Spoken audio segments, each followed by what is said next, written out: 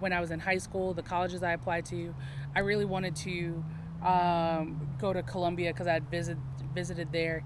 And so I would tell myself, like, oh, like, I'm not smart enough for this. Like, I don't have the grades. I don't have this. I don't have that.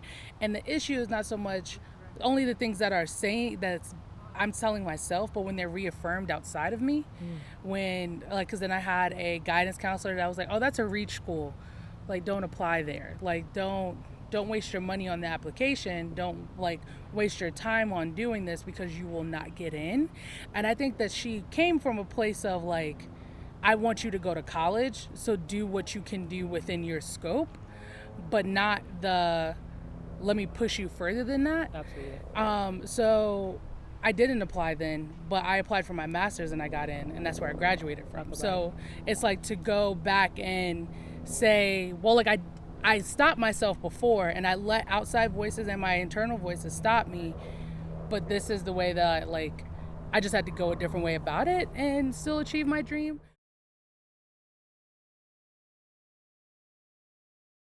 If you don't value you, you really can't value other people in the same way, because, like, it has to be some level of self-preservation in this, and then seeing yourself in others. So, oh, I need to help them because I want somebody to help me, and, like, giving off that what was that golden rule? Treat others the way you want to be treated.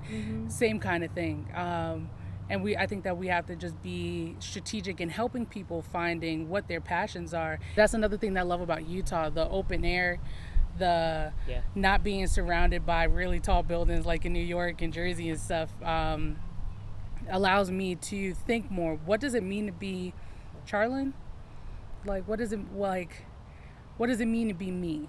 Like, when I say I don't feel myself, what is myself? What are those things?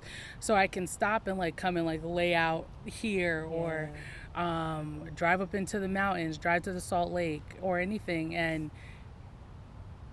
just be in quiet and in peace with myself.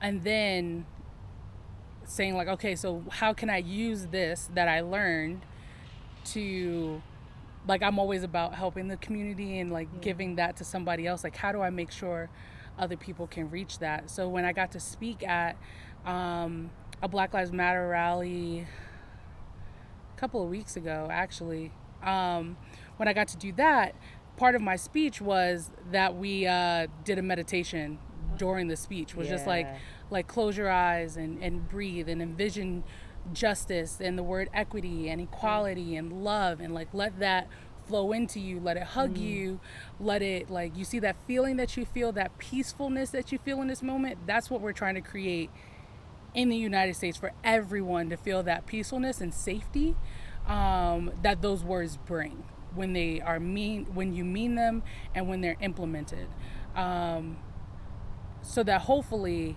in that, somebody that felt that in that moment said, like, okay, like, I'm at peace right now.